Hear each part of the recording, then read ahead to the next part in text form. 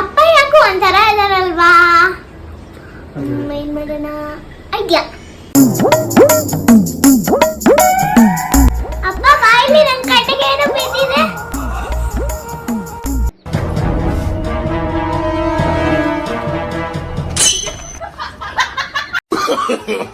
No, no, no, no.